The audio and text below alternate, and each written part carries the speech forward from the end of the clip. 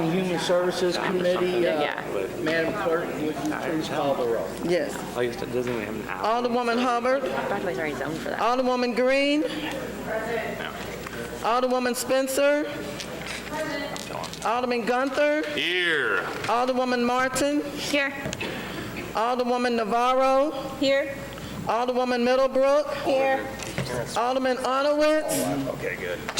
Chairman Arnowitz. Present. 8 present, you have a quorum. Oh, I'm sorry, 7 present, you have a quorum. Thank you. This morning, we have Board Bill 227 in front of us, and we're going to go through Board Bill 227 first, and then I imagine a lot of people's here for the discussion for the homeless. We are gonna speak on that after we vote on this bill. So, and I guess I need to go up here. Yeah, somebody gonna take your place. Test my coat here.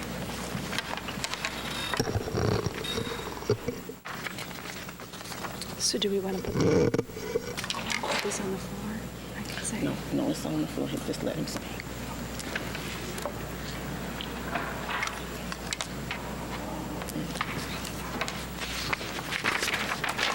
When you call the questions, start from okay.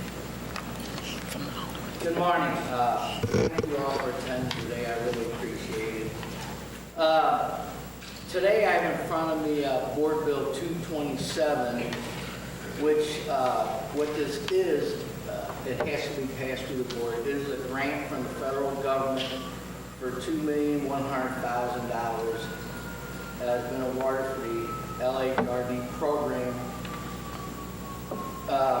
Basically what this is giving us money for lead, and I believe there's a lead reduction and also some development for HUD for housing. So what I'm asking today is it's very simple. We're getting money from there, but we have to pass this through the board for the mayor and comptroller to execute it so we can get the money in time. I'm asking that I can get a favorable vote on this. If there's any questions, I'll try and answer them. I guess I will take questions at this time. We'll start with, is Alderwoman Hubbard's not here? Alderwoman Green? No questions. Skip me. Alderman Gunther?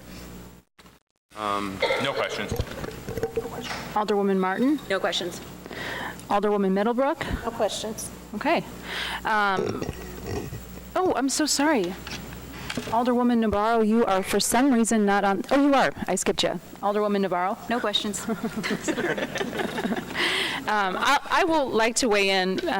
This money is so important. The city of St. Louis has done quite a lot over the last decade to reduce lead levels in our city's children. Lead can have irreparable damage to the kids in our city.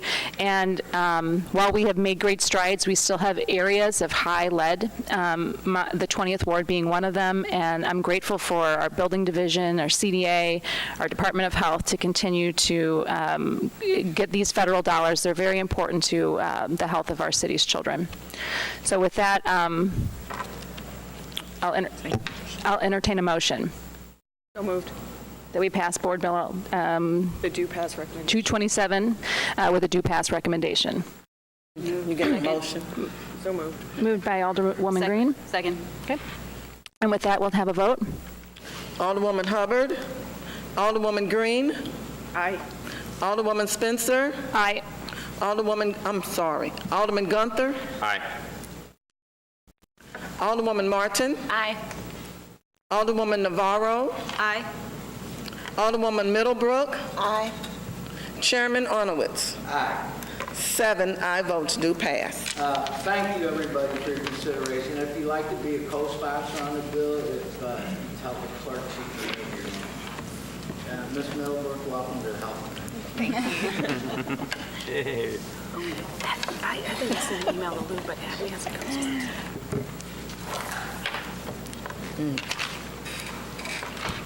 Yeah, Gunther and Heather and I both want to be on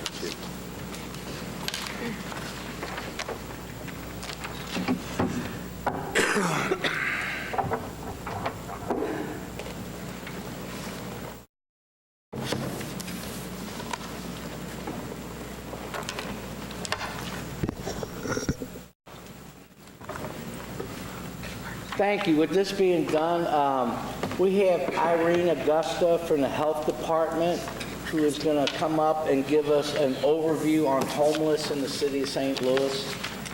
And then also, I will allow speakers afterwards, 2 minutes, and we'll move on from there because everybody took the time out. I like to see them be able to ask or say something. Thank you. Speak loud, because the mic's probably. Make sure you introduce Can you hear me? We have no mics. I'm sorry. All right. Thank you. Please state your name for the committee. Sure. Irene Augustin. I'm the Director of Human Services for the City of St. Louis. And I want to first... I'm very nasally. I'm sorry. I have whatever everyone else has going on, so try and speak up. But I want to first thank the board chair of the Health and Human Services Committee and for all the members here for allowing me to speak and share with you what's going on in terms of homeless services within the city of St. Louis. I know I'm very new to this, and this is my first meeting with this, so I do want to take a little bit of time and kind of introduce myself and my background. I've been with the city of St. Louis for 2 years. I served as the chief program manager with the Homeless Services Division. Prior to that, my career has been in nonprofit.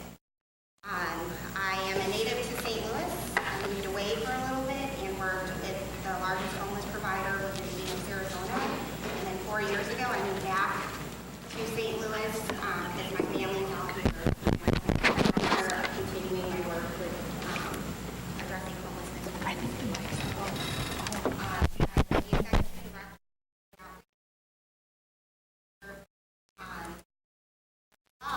as a nonprofit wasn't addressing I knew people that were working and living outside and as I was learning the community and reaching out to nonprofit providers, there were some barriers that I was seeing. However, the community that I came from and from the national best practices that I knew that we had to change things with the direction that has seen the most results, the best results. That is the most dignified thing for community. 2 years ago, I left my nonprofit career to come to government because in that, in the 4 short years that I've been here, and the 2 years that I've been with the city, there's been a lot of progress in terms of changing our system within the community. This list here is all. Part of that progress is working with the Continuum of Care, which is a consortium of about 70 member agencies focused on how do we just put him in order because he might. people Yeah, because to housing services. I think they're all on the same. That's a All these huge people task for are any going to agency speak to on the have. same. In They're not terms of really doing that, the city is a I would just put them all in order necessarily because I don't. all of this has to happen because we work together. We all know that there's limited resources in terms of just human services in general. We also know that we need to take those best practices and figure out how to best apply it to our community. And that's not something the city itself can do alone. It's with partners. And so we've been working, the city of St. Louis actually had the board chair here who signed up to speak about that work. Spent the last 2 years as the chief program manager, really fixing internally what we need to do. Because with the dollars that we get from HUD, those are federal dollars, and there's requirements to be in compliance. So I don't want our community to lose any of that money because we need every single cent that we can. But it's just not city or HUD funding that's going to do it alone. It's our community coming together and making the right investments in terms of what that is. Housing is that solution. Housing is what we need to do to address homelessness and help people end their personal struggles with homelessness. We are seeing a very a need during this winter time. 2 years ago, the city of St. Louis partnered with St. Louis Winter Outreach. We had a conversation with them because we knew we had our temporary shelters that were over capacity. We also knew there were St. Louis Winter Outreach shelters that were under capacity. How can we leverage those resources?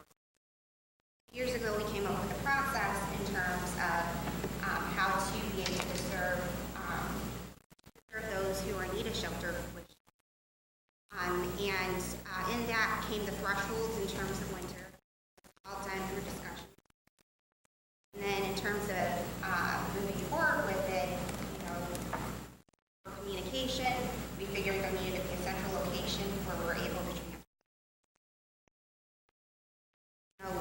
had over that long cold spell that we had, which is, I understand, the longest cold spell we've had in 34 years. We had other groups that have popped up and contributed to this, and it's important, they are important to this as well. What I'm seeing is we all can't do it alone. And in terms of that, the other part is how do we have discussions in terms of what does that look like long term? Encourage people to participate in the continuum of care. The issues that I'm hearing are very real issues, but that's something that we need to discuss as a community. The best forum to do that is through the continuum on how to not only address our long-term need to get people connected to housing as quickly as possible, but also what are those emerging needs when these crises do come up, and how do we better respond to that? And, the city, we're partners in this with everyone else. I'm trying to direct as many resources and also obtain as many resources to fully address this issue. But homelessness, in terms of addressing it, that really is that connection to housing.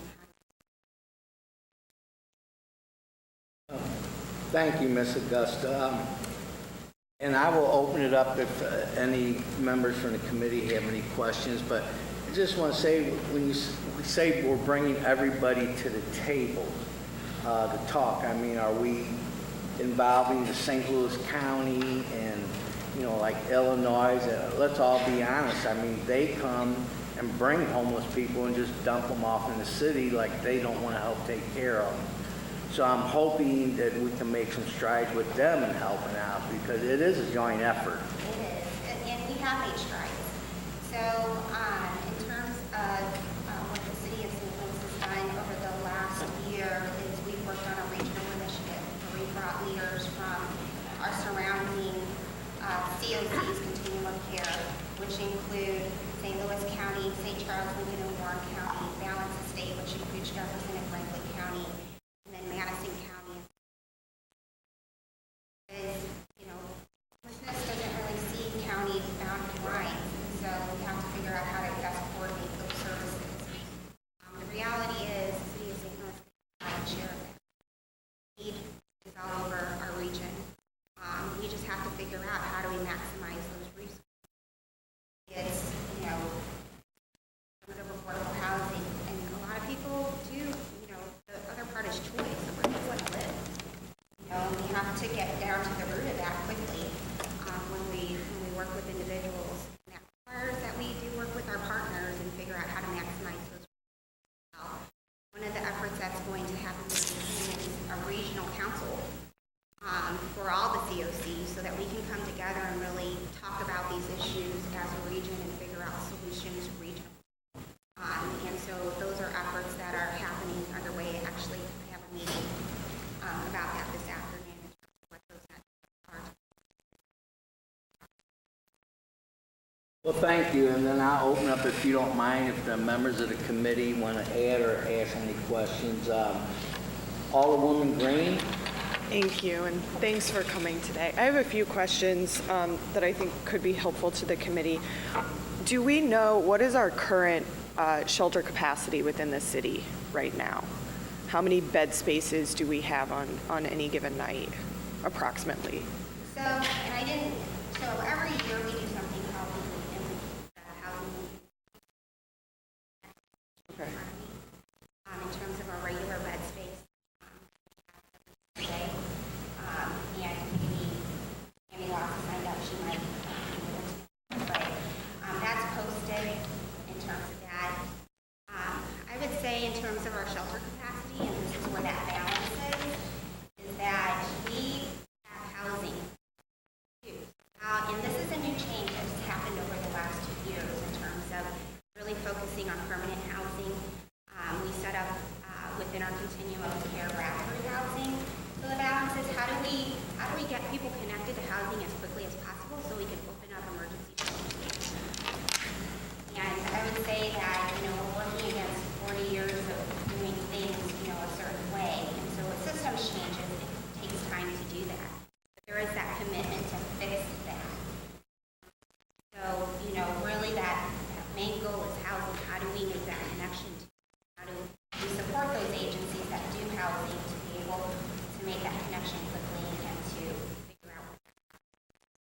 understanding is that we have a number of vouchers right now that are not being used, and that there seems to be a lag time or a gap in terms of bringing people into the system and then getting them linked into that, up into a voucher and into housing. And that backlog, and correct me if I'm wrong, is putting a lot of strain on the emergency shelter space where we don't necessarily have the capacity. Can you talk a little bit about what that looks like in terms to either speed up that process or to create more emergency shelter space so there's a greater capacity to hold people before we can get them into housing? Sure, and you know, and just to kind of preface this, these are the same conversations that are happening in cities all over the nation in terms of through the funding that we get requires that every community with a continuum of care institutes a court. That is very new to communities. In terms of what we're seeing and the benefit of a coordinated entry system is we can pinpoint where some of those challenges are and where we need to fix. Some of it is just understanding how to do the housing process in terms of making sure you get the paperwork and the voucher information in and all of that. So there's that process understanding that the COC is working to figure out. The other part is, in terms of the process is there are gaps in terms of how we're reaching people. I've seen communities and higher performing communities that are able to get people from the street directly to housing, and I'm hoping that, as we continue to work together, that is the reality for our community. The reality is some people don't do well in congregate shelter, and so they opt to stay on the street, but that doesn't mean we should ignore them and not provide them with housing and home services. But it requires that we stay super focused how we connect people to those housing resources there. And that means come together as a community to figure out, do we need more training? Do we need more workers? Do we need landlords to work with us to open those options in terms of affordable housing? Because that's the other part of this, is being able to identify them. That all comes into the system, and those are all discussions that are happening in the continuum of care. And I would encourage our community to participate in the continuum of care.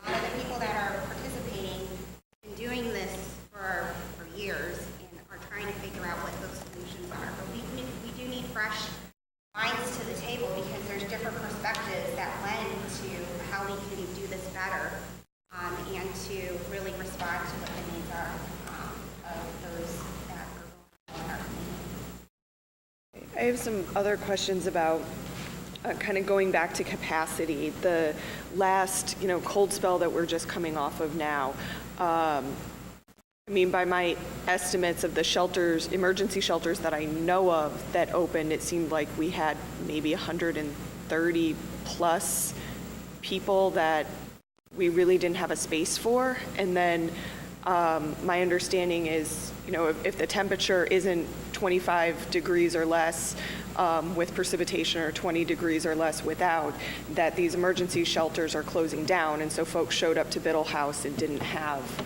a place to go. How do we, to me, anything, 30 degrees is still cold. And so how do we, what are we doing to create that capacity? So if somebody shows up to Biddle House and it's 30 degrees or 31 degrees, that they're not getting turned away?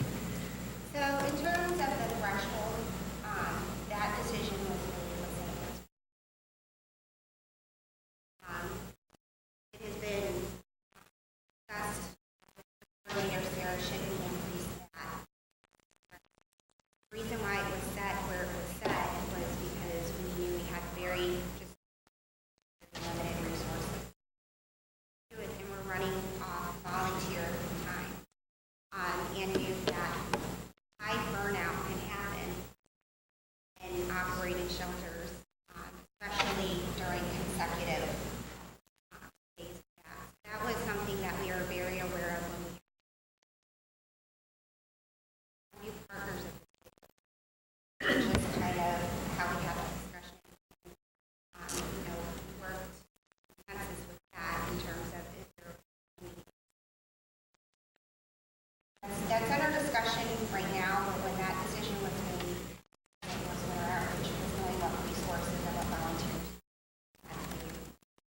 And I think, and that raises, I think, the burnout question raises another question. I was up at, last weekend at St. Peter's and at Apostles Churches, and, we had volunteers there who literally hadn't slept in days.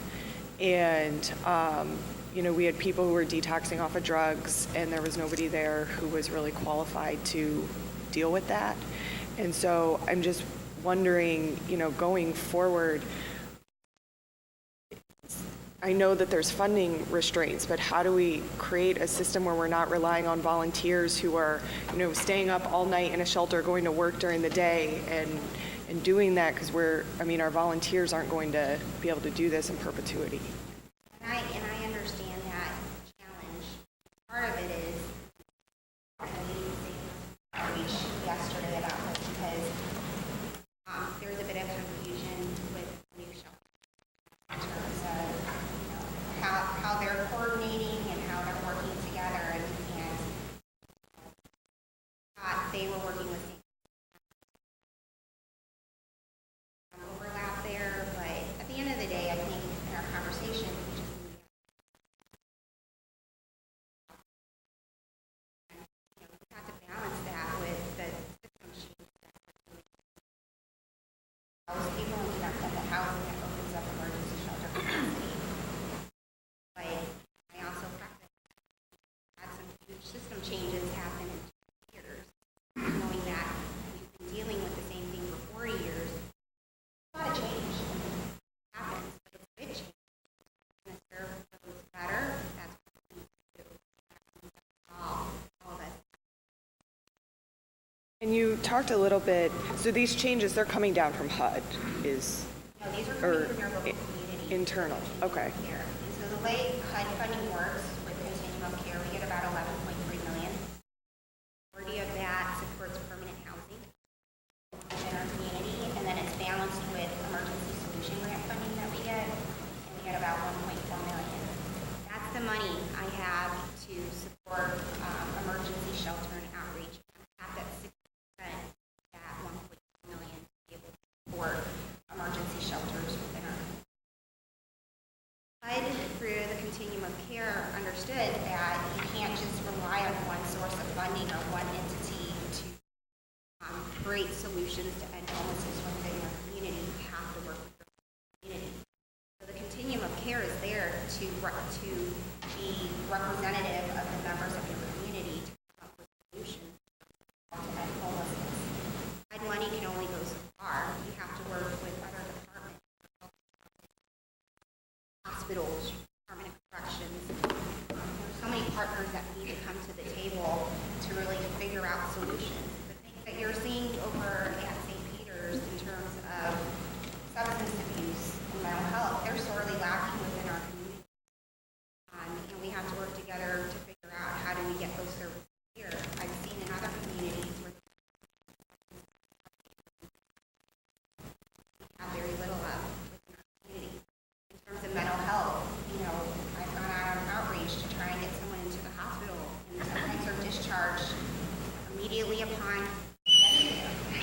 And that's a problem within our community, and that's something that the continuum of care, working together with all the community members, can address in a very coordinated manner to make that change.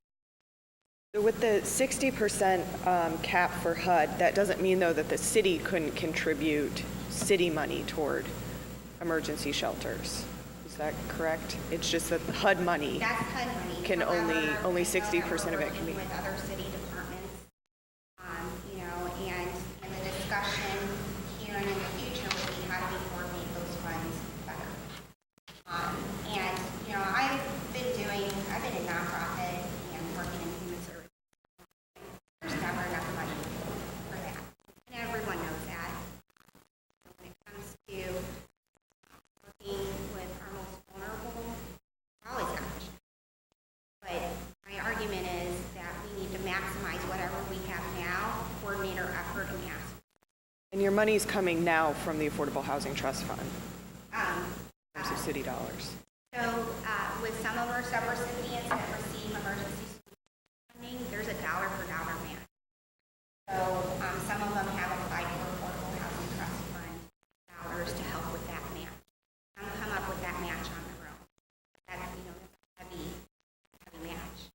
So, trying to work with other philanthropic groups or whatever to make that match will just help increase our. It's like I said, it's a. And then kind of a final question or area of questioning is regarding using police in the homeless intake process. Love Officer Dampier, but as you know, with the couple that we've been dealing with in my ward, people who are homeless often don't have the best relationship with police. And now, we have a couple, and I know this isn't a unique story, who is now petrified of police because of breaking up an encampment. How do we, and actually isn't now really engaging with their case managers either because of it. How do we make the determination of when it's appropriate to be using police in some of these situations, especially when we're dealing with people who have mental illness and who maybe haven't had the best relationship? That goes, in terms of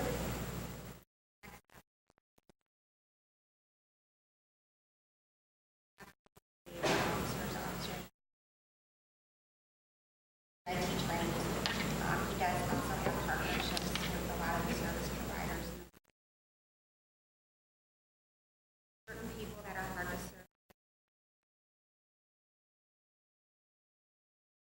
With the couple that you're talking about, there's definitely some big barriers there. And I know that there's another plan that one of the outreach workers is working. People is taking different approaches. The reality is that couple's been out there, had a lot of people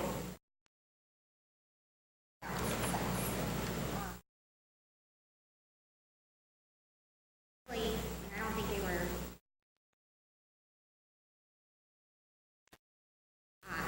just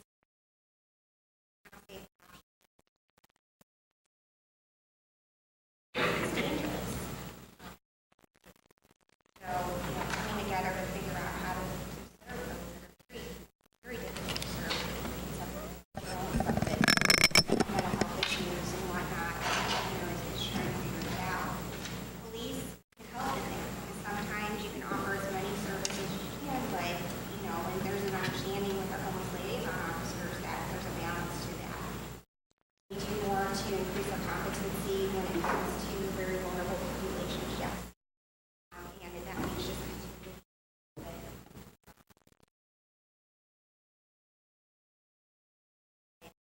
I would say the officers that we're working now kind of understand that everyone within the police department, but,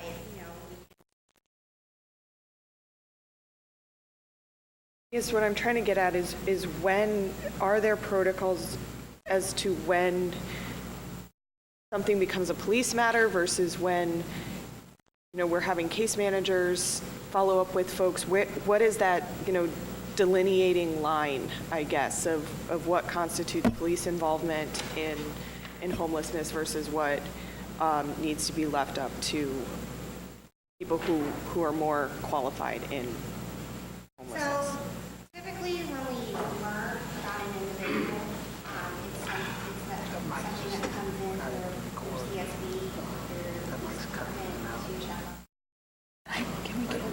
If they're homeless, Officer Dampier is looking to it. And we also send it out to the outreach committee members. So those are teams that include St. Patrick's Center, BJC.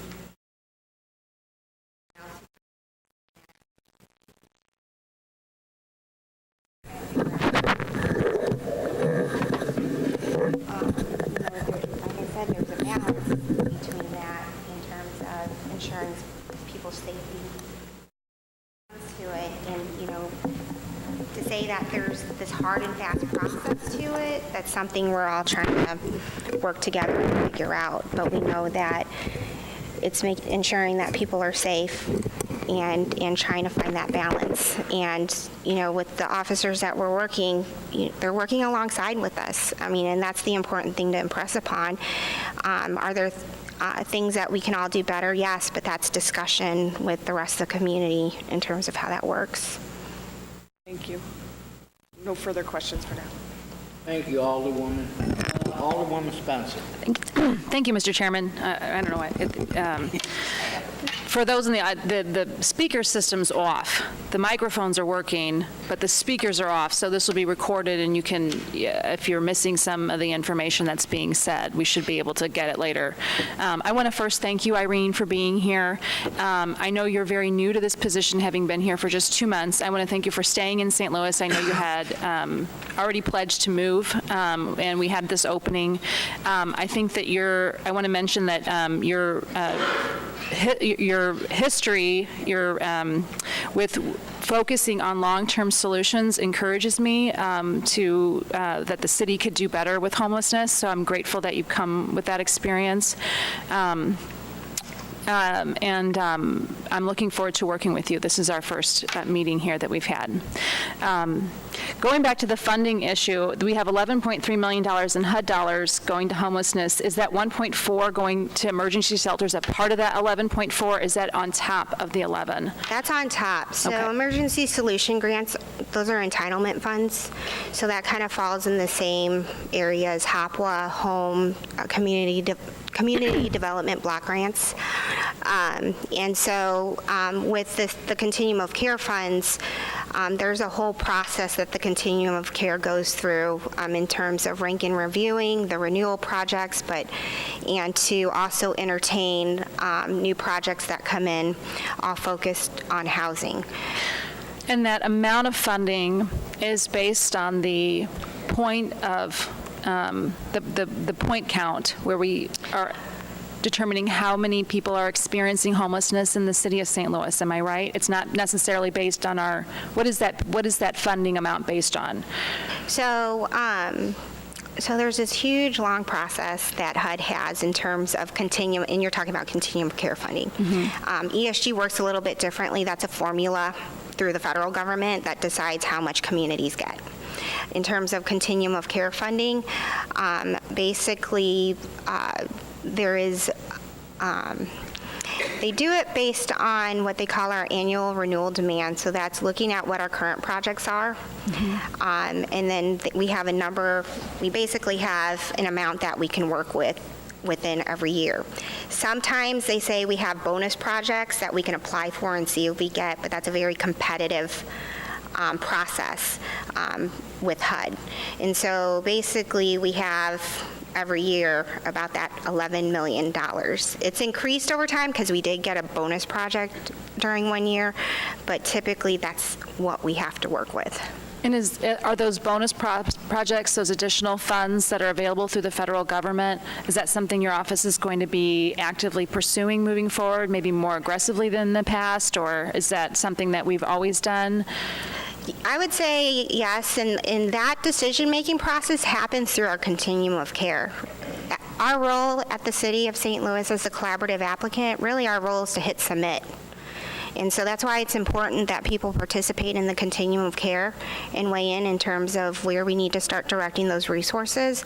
Because number one, you know, we need to make sure that we're responding to those that are homeless, but then HUD also wants to see that you're involving different representations of your community in that decision-making process. So, and I would say that, you know, one of the changes that we've seen is that previously our continuum of care was primarily nonprofit driven. We had a lot of nonprofit providers, which is great. However, we need more aspects, and it makes it difficult when you're looking at different projects in terms of making funding decisions. You know, and so that definitely needs to get fixed. But I would say that over the last 2 years that they're working on figuring out how to diversify that. we know homelessness is a regional problem, and we've discussed that here today. Are there other parts of our region that are not applying for and getting some of these federal dollars? Are we the only one that are applying for federal funds to address homelessness? Can you just walk us through some of our regional partners and their funding? Sure. So the COCs all apply for the COC funding. In terms of how much they get, it's very little compared to what the city of St. Louis gets with continuum of care funding. And so, in our discussions, that's part of the reality is, how do we maximize all the funds that we have out there? I think there's other collaborations we can do that would increase kind of our capacity in terms of, and it's just not on the housing side, but it's on those mental health side, on the mental health side, the outreach side. There's ways we can collaborate to increase our ability to get more funding for our community. And my career was in nonprofit before, mainly in resource development and generating that. I know that collaboration puts us in a better position to get more funding for our community, but we really just have to sit down and talk and plan together as to what it is. We can't just ask for money without a plan.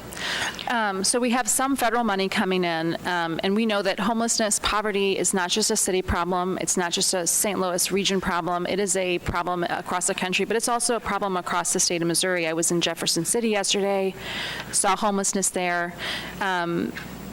And we also know that when you're talking about taxing entities, the federal government has the most tax money, the state has a large amount of tax money, and the city has a very small amount. Where is the state of Missouri coming to the table when it comes to addressing homelessness in the state of Missouri? Are they providing any level of funding? So, in terms of homelessness, there hasn't been that level of funding directly from the state of Missouri.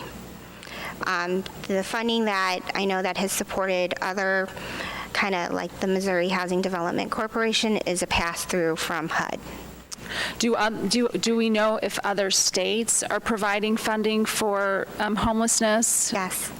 And do we know which states? Is Missouri an anomaly as far as not providing funding for homelessness?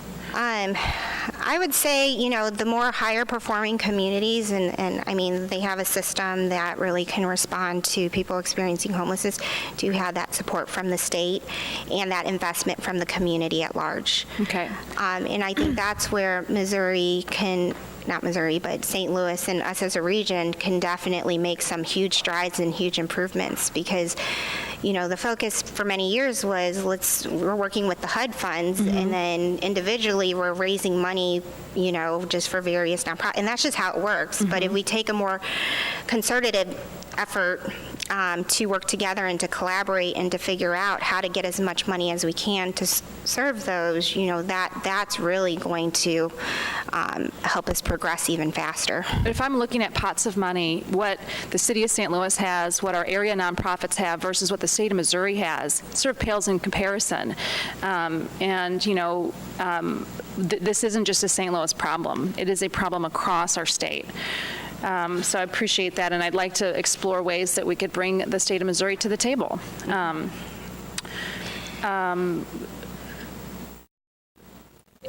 One of the other aspects that's missing in the state of Missouri are mental health services. Expansion of Medicaid would go a long way to provide some of the mental health services that could, on the front end, prevent homelessness. And I'd like to see more partners kind of working on a campaign to do that here in the state of Missouri.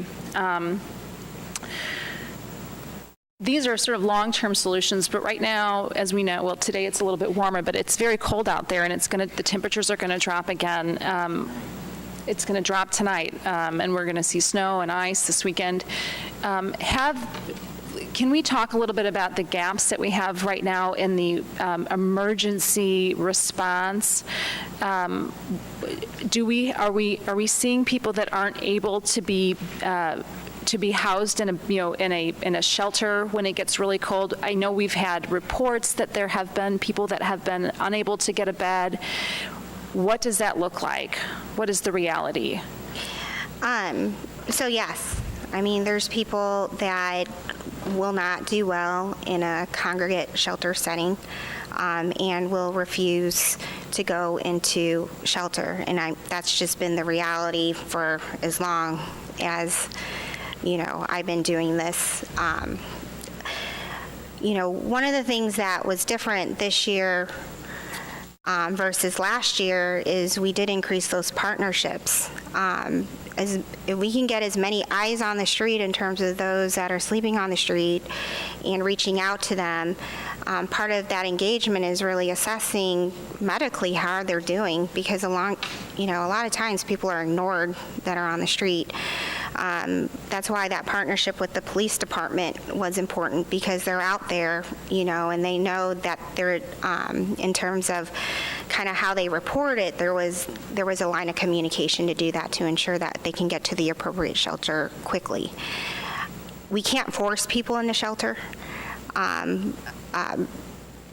but we can continue to engage them, and that's why also working with St. Louis Winter Outreach and those different outreach teams, there are a lot of eyes on them. But the reality is, if they don't want to go to shelter, how do we connect them to housing? Because they might not do well in a congregate setting, but they probably would do well either in their own housing situation with the right supports around it, or they might need to be in a nursing home, or they might need to be in the hospital. Those are where that engagement's really important. Looking at ways of getting folks to shelters, is there a way to engage with our public transit agency to provide people with free rides, for example, from the south side? We have buses that are often traveling around the city that are fairly empty. Is there a way that we can not only that, but look at ways, I think a lot of folks in the general community don't know who to call, don't know the numbers. Putting some of that information in our public spaces, is there a way to kind of... Yeah, we in part of this process, we tried to streamline communication utilizing what we already had, which was the Housing Helpline 211, and the Biddle Housing Opportunity Center is really kind of that main site for us to do transportation.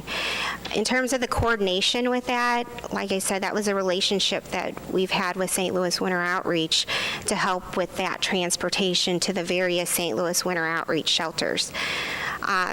We also had the conversation about them getting back to either Biddle Housing Opportunity Center or to another service. So we also work on providing bus tickets to those individuals to get back or to get to whatever they need to get to. And so that was all part of the plan that we've had. And that planning process for winter happened in the fall. So, and that was based on the services we knew. We had some other shelters pop up during our long cold spell during that time, and we are so grateful for all that they're doing for the community. However, we're trying also to figure out how do we coordinate that effort as well. So right now, we do have transportation through public transit. We are offering vouchers and that sort of thing. Is that a reliable, is everyone that needs that sort of thing able to get that resource? Yeah, so the St. Louis Winter Outreach shelters have bus tickets for people to get back. In terms of coordinating the shuttling to the shelters, really it's the volunteers from St. Louis Winter Outreach. We will pull the police department to help, or St. Patrick's Center to help with that transport. But, our goal is to get someone to the shelter as quickly as possible so they can settle in for the night. We try to not move people around because that's just very disruptive. And that was kind of the challenge when we had some other shelters to kind of figure out, how do we work with them and utilize every resource that's coming to the table with it. And so, it's like, this is one of those times where you kind of just have to figure out what you have at hand and how to best utilize it, so. Going back to funding, are other cities adding to the budget of homelessness through their general fund? Is that something that is, if you look at Kansas City, you've had a lot of experience in Phoenix. Are other cities contributing tax dollars? I've seen other cities contribute tax dollars. I've also seen specific efforts that cities have done, like in, I think, LA, the mayor had their annual gala, and all the money raised to that went towards housing. And so, because everyone knows that California has an affordable housing crisis there, that even people that have jobs can't afford that. And so I know that there's definitely, and I'd love to see this for our community, how we work together to really raise the resources to ensure that, you know, it supports our system and to be able to get people connected to housing and the right services as quickly as possible. Some folks were asking about the housing resource line. Can you speak about that for a moment? So as part of our coordinated entry system, the St. Louis Housing Helpline is part of one of our entry points. So if someone is in need of housing or services, emergency services, that's the line they call into. When they call, really the process is that if we can do diversion. If they are homeless, to do the intake and then make a referral to shelter. And are those city employees that are running that line, or who's manning that? So that's a contract that we have with United Way, who through their 211 service is providing that service to the community, and we've been working with them for the last 2 years on that. We've been contracted with them for the last 2 years. Is that, I've heard some complaints about that housing line. Is that something we're looking into improving, or are there issues with that? It's continual improvement. I mean, and this is where, you know, we are sitting down with our partners and figuring out how do we improve what we do. With this, yes, we're talking to 211 about these challenges. I would say that, you know, if there's more challenges, to let me know, send it to my office so that we can address those as quickly as possible. But yes, you know, I'd also say that they're new to the system as well, and in terms of the processes, and this is why it's important to have everyone at the table at the continuum of care, is to continue to talk about this and be very solution focused in terms of how do we make those improvements better. I am really interested in helping to try and address ways we can get state money, or, you know, and if we can divert city funds, or if there are funds available to increase what we can do, because clearly we have an issue, and our temperatures are very volatile here. They get very cold. They also get very, very hot. We get very hot in the summer, and these are vulnerable times for our most vulnerable citizens. And I appreciate the work you're doing. I think that just looking out here, how many people are here, we have a very compassionate city. We're lucky to have the partners we do have. I hate that we have to rely on partners outside to try and pull something together, but I think that's, as you pointed out, just sort of the way that it often works when you're dealing with a city's most vulnerable citizens. But I think it would be really a good exercise to take a look at what other states are doing, what other cities are doing, you know, and try to make sure that we are doing everything we can to get the very most money that we can going into this. And I'd be happy to help in any way that I can. Yeah, and I would say that it's typically a partnership within your community. It's maximizing how much federal dollars you get, and HUD's just one of those pots. You know, we have to maximize the money that we get from SAMHSA and the Department of Justice, and to, you know, also match it with what our local community investment's going to be and how do we best coordinate that. And that kind of recipe there is what I've seen to be the most successful with other communities in other states and other cities, is, you know, how are we collaborating and combining those resources together to have that, you know, ultimately what that end goal is to house someone. The longer they're on the street, and, you know, the unfortunate thing is I've seen many of the same faces out there, and a lot of them, people haven't engaged with them, and I know we can all do better at that, and I'm very committed to making sure that we maximize as many resources, that we continue to have these community conversations about, what's going to help those and serve our most vulnerable, because at the end of the day, the money is a person that's behind that. And, our goal is to help them get back in terms of living their life. Homelessness doesn't define the person, it's a situation, and we just, as a community, have to figure out how do we support that person during this crisis and get them back on track. My last question is, you mentioned the Continuum Care is looking to broaden its membership. How can a member of the general public join the Continuum of Care? So the meetings for the Continuum of Care, and they alternate between general meetings and board meetings, is the third Thursday of each month at the Department of Mental Health at 9:30. They do have a website, and I believe it's stlcoc.org,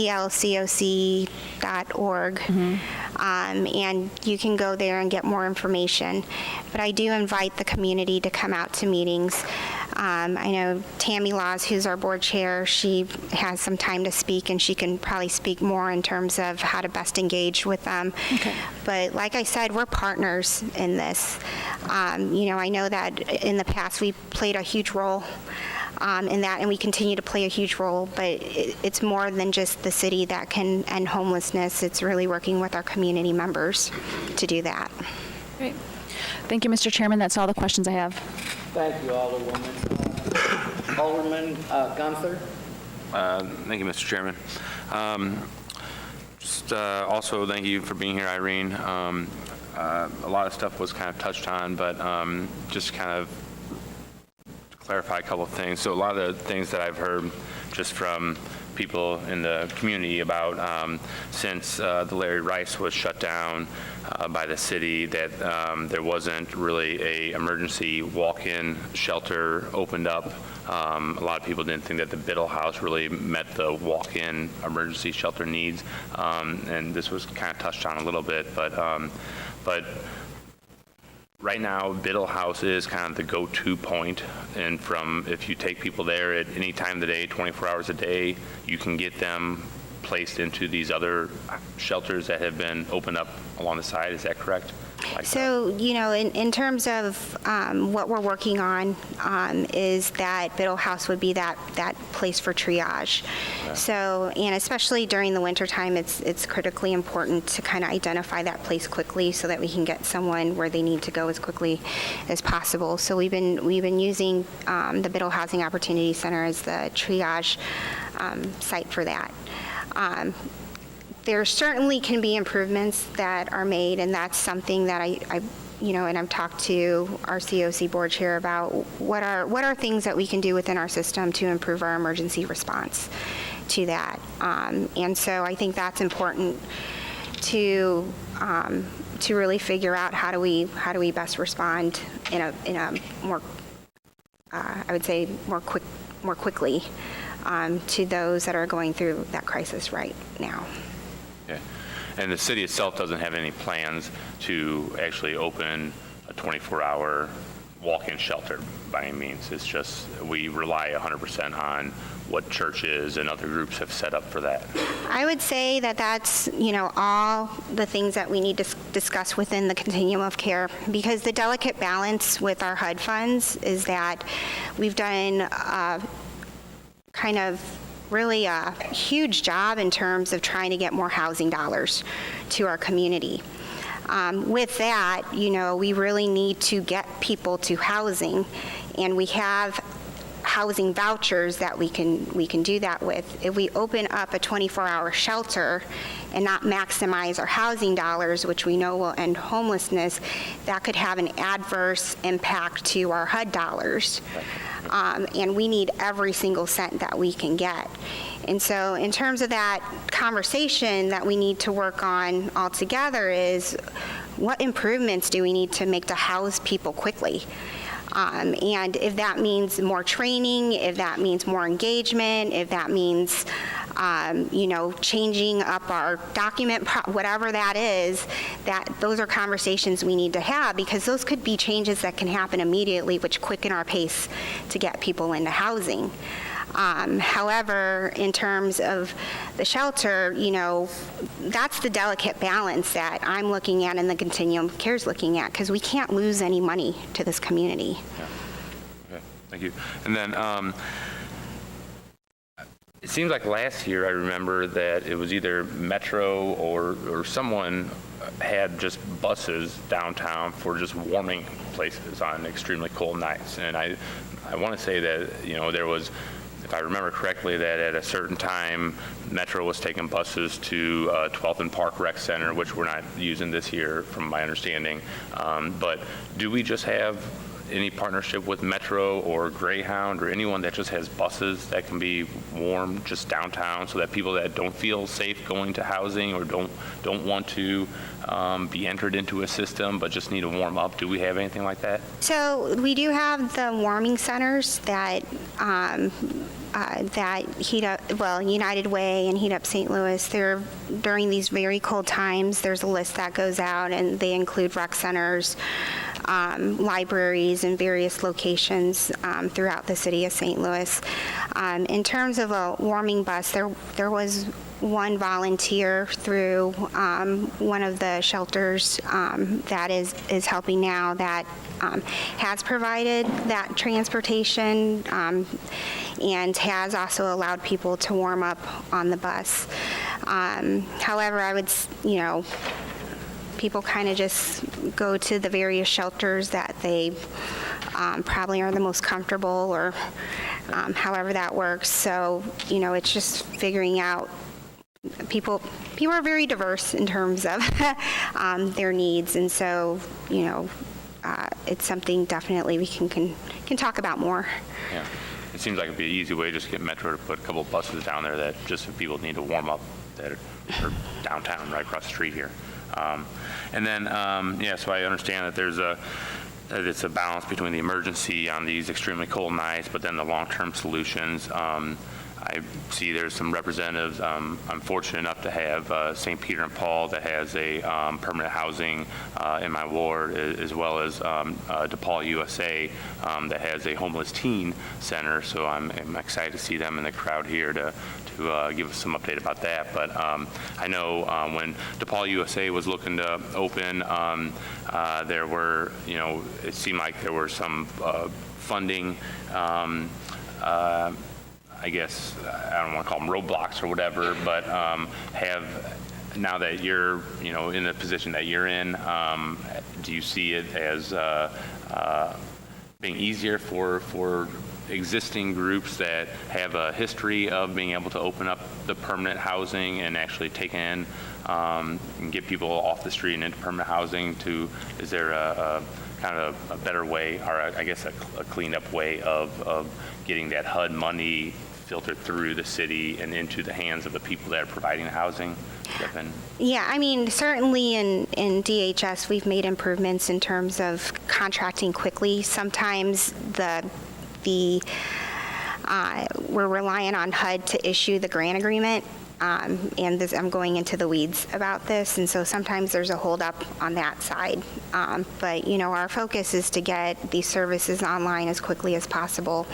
And we certainly have made improvements in terms of our process to be able to not only, once we get the grant agreements from HUD, to make those contracts happen as quickly as we can, but then also to, with these dollars, you provide the service, so you're spending the money first, and then getting reimbursed. And so we're working to ensure that we stay on top of those reimbursements, and we've made improvements over the last few years towards that, because what we do within the city is working with nonprofit agencies to be able to provide this service, and that's how it's worked, and it's how it works in other cities as well. And so whatever we can do to make improvements, that's what I strive for within the Department of Human Services.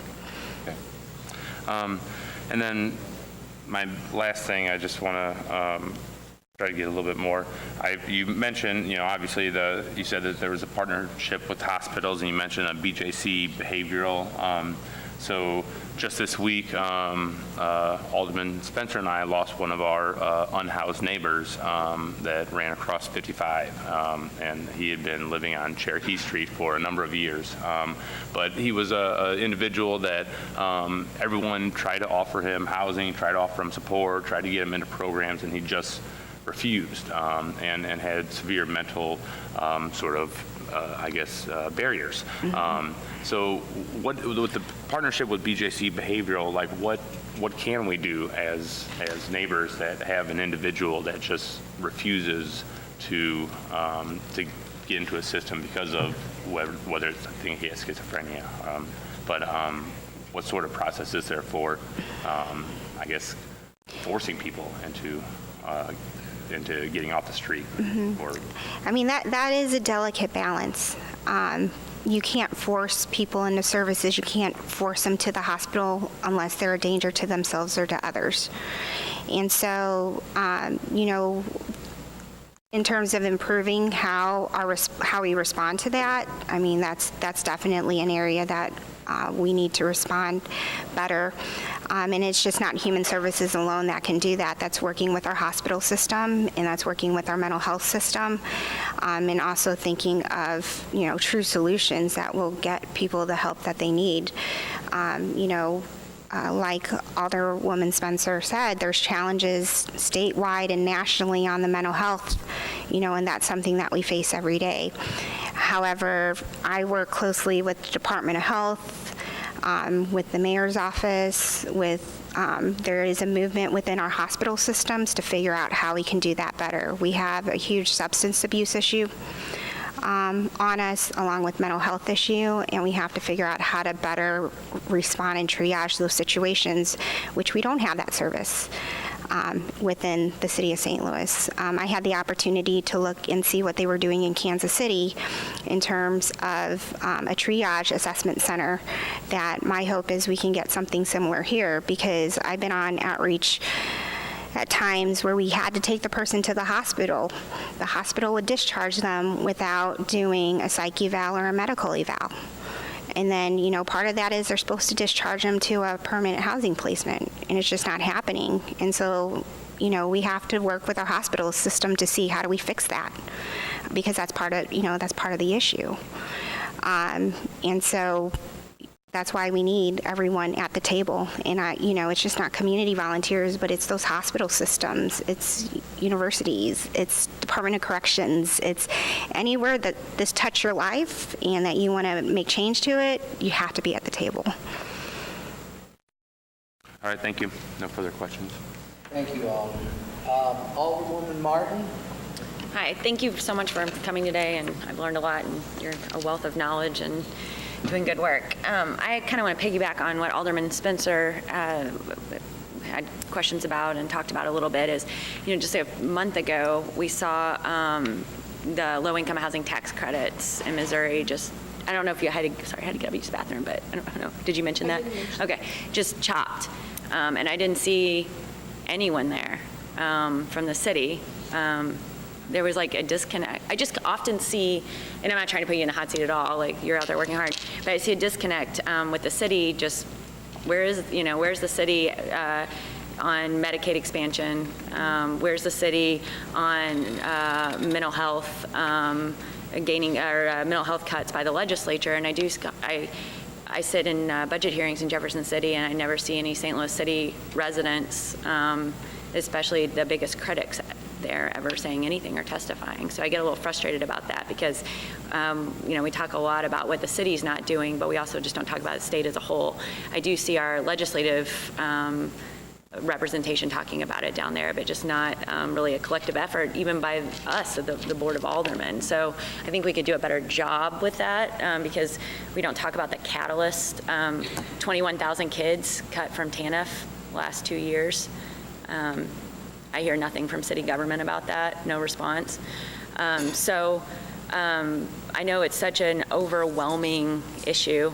I can't even imagine being in your position and trying to address all of this. But what can, what can the Board of Aldermen do? Do you see anything or kind of clear-cut ideas or efforts? And I don't even mean ordinances, but what could we do to assist the catalyst, and then also helping you as far as gaining funding and kind of looking long-term, especially with the state? Sure, I think, part of that is, and I keep going back, join the COC. That's where you're going to learn the nuts and bolts of what we really need to do to move us forward to get people to housing as quickly as possible. Those are where those conversations are happening, and that's where you're going to get really up to speed on what our community needs.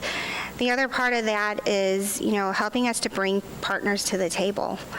You have a lot of connections within the community, and we just need to have very solution-focused discussions in terms of what our community needs, what it means, and how do we get the right resources directed to it.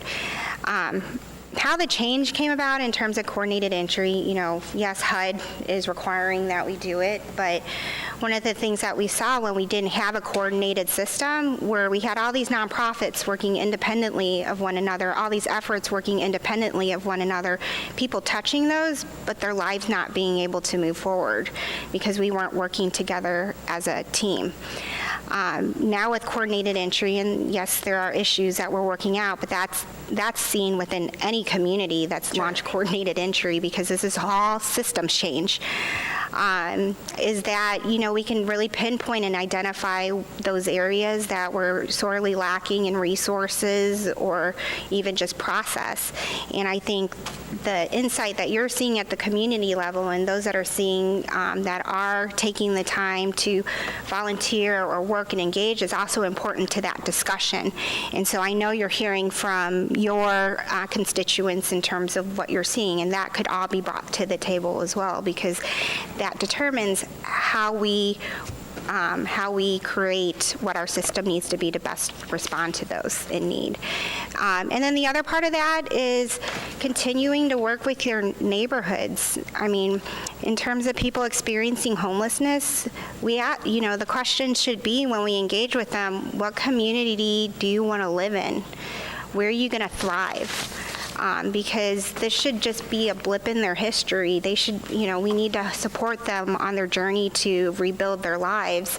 And so it's important to build community around that and to help, your neighbors feel welcome, regardless of what their background is. And I think having, I'd love to see when we start housing people a lot more, and we are housing people, but I want to see a quickness to this and efficiency to this.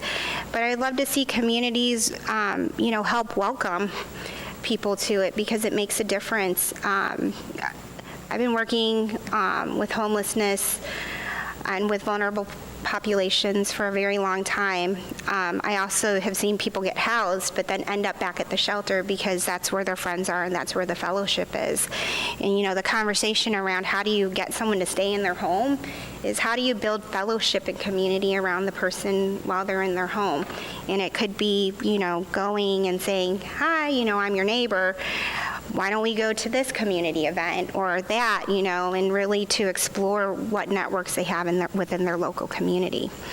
And that's what ends homelessness, is feeling like you have that community support network within your community, and how do we do that and build that better? That leads me to my next question, just sort of do you have any success on getting past people or communities and neighborhoods that are sort of, not in my backyard? Because we all, I know here, would like to see, mixed income neighborhoods. That's what succeeds. So have you had any successes, or do you still see that as a big barrier in St. Louis to your efforts? That's NIMBY is an issue across the nation, but that's why these conversations are important. Because if we all understand what that end goal is going to be, you're going to have a community that supports it. And I can certainly say that, I want to see more of that discussion happen. I really want to see it focused, and I'm part of that. But it also requires people coming to the table, and you can do that through the continuum of care. Thank you so much. Appreciate it. Thank you, Alderwoman. Alderwoman Navarro? Thank you, and thank you, Irene. I think most of the information has come out through the questions of my colleagues, and you've really provided a lot of really wonderful, helpful information. I just want to go back and clarify my understanding on the vouchers that you talked about earlier. So it seems like those vouchers are the key to being able to get people into housing, and then that will help us address the emergency shelter issues. And there's system changes that are keeping us from being able to utilize those vouchers as effectively as they need to be. That's correct? I wouldn't say there's system changes preventing it. I would say there's issues within the system that's laid out that we need to work together to figure out how to increase our ability to connect people to housing. So can you say a little bit more about what those are? So it sounds like it's coming out of the continuum of care, those So, part of the reality of what we're faced is that we have a lot of people that are in need, and we have, certain amount of housing availability. In our old system before coordinated entry, a lot of the services came on a first come, first served basis, but didn't necessarily meet the people who had the highest needs, meaning that they were highly vulnerable on the street. So a lot of times they were forgotten. And really weren't able to access services. With a coordinated system, part of it is learning what their barriers are very quickly so you can connect that person to housing, and to do it and from a community system-wide basis is that everyone has that understanding that you're working to serve the people with the highest needs first, and to connect that to what the housing availability that is open. I think part of the challenge that I've seen in the system, and that's why a coordinated system is important, because you can actually pinpoint, where some of those challenges are, and more quickly work to fix that. When you don't have a coordinated system, it is hard to figure out, where the problem is. And so, that's huge for this community, because this is the first time we've done that with homeless services. Are there challenges to it? Yes. And we're taking a lot of different partners that, they collaborated in terms of referrals, but not collaborate in terms of this is our service, this is how we're designed, this is, the process that we need to do. That's very different for our community. But there's a commitment from our service providers to make that change so that we can figure out how to better serve those that are experiencing homelessness. But, this happened very, very, it doesn't seem quick enough, but it's a change that happened, I would say in the last 2 years. And that is a quick change, provided that for a large amount of our time, we were providing the same services for decades. So in terms of kind of what I'm seeing is our ability to engage folks. We've been doing a really good job in doing the intake and the assessment and building our prioritization list. Now the issue is how do we get them off the prioritization list and make that connection to housing. One of the challenges that I'm seeing is just identifying the housing in terms of connecting them to landlords and to get them set within their housing unit. And so that's something that we definitely can fix and can work with our community to do that. And then the other part is that wraparound services, because, when we coordinated this, we do have a lot of people with a lot of high needs. How do we coordinate that support service when they're in their housing? Because looking at the research, Housing First does work. A lot of the mental health issues, substance abuse issues that are out there, it's because people are in crisis on the street and in shelters. If we get them into a stable housing environment, even without case management around that, those behaviors decrease because they're in a more stable situation, and that's just how human nature works. And so, what the discussion is largely within our community that we need is how do we provide that right amount of support services for those that need it. And, that's how coordinated entry really has helped us to identify, where those areas are that we really need to work on. Great, thank you. I know there's a lot of people here who want to speak, so that's my final question. Thank you very much. Thank you. Thank you. Now, we have some people signed up to talk, and I will call them in order. And first one is Janine Argy. I always want to say Jeannie, I'm sorry. If you want to step up. And just so everybody's information, this wasn't really on the agenda like for a board bill or anything. It was just for the new person to come and introduce herself who's in charge of homelessness and that. But I'm just kind of being nice here since people showed up. I'll let everybody come up and speak that signed up. Good morning. Good morning. Good morning, Chairman Arnowitz and the members of the Health and Human Services Committee. And thank you. I'm Janine Argy. I'm the Health Services Manager for Environmental Health Services with the Department of Health, and I'm here on behalf of Acting Director and Commissioner of Health Melba Moore, who happens to be out of town today. I have copies of my little briefing, if you would like those.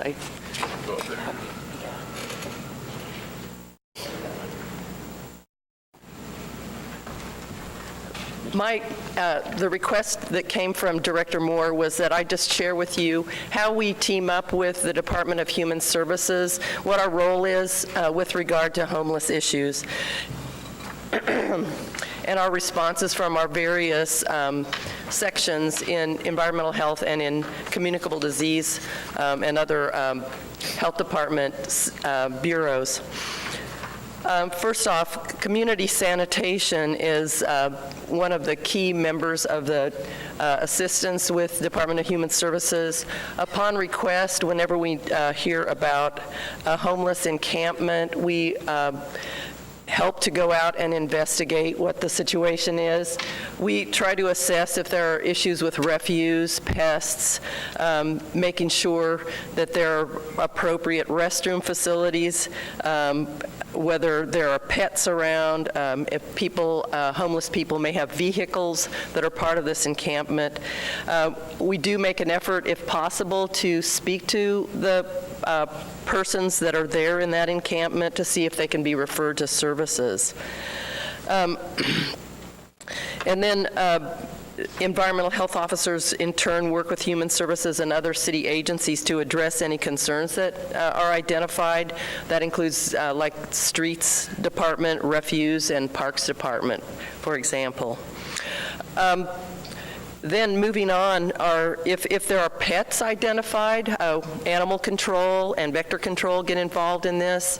Animal control may assist with any homeless persons who may have a pet with them to help them to make sure that they have the resources they need, or maybe to encourage them to allow that pet to be adopted by someone who can care for it. Vector control staff go out and review and assess the parks in downtown or any place where there might be a homeless encampment, because a lot of times with the refuse that builds up from clothing or food, we end up with rat infestation, and so they will do treatment and ensure that any rat infestations are dealt with. Another role we have is with food control, and not only food control, but also members of our community sanitation staff take turns being on call each week. They're a resource available to Officer Dampier and the other police officers. If there are people who are handing out food and other items to the homeless population, we make sure that people are not handing out any potentially hazardous foods, and if they are, that they understand the permitting process and that they're handling the foods properly.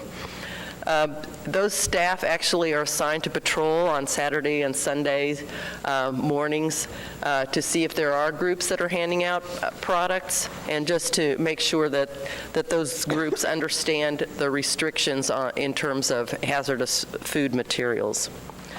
Another thing that we recently have been involved with is assisting with health assessments.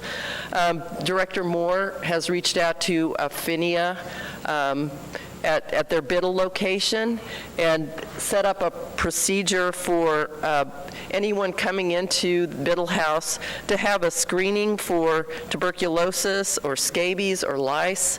And if that assessment finds that we have any of those conditions, then tuberculosis, for example, is referred to the Department of Health staff who deal with TB issues. And also, Affinia can address treatment for scabies or lice as well.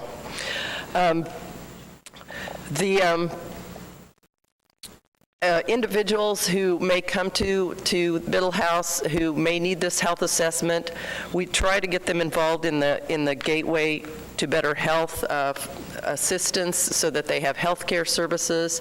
If they're ineligible for that, Department of Human Services and the Health Department are working together to identify other funding sources to help pay that assessment fee of $30 or to pay for any of the other costs for treatment.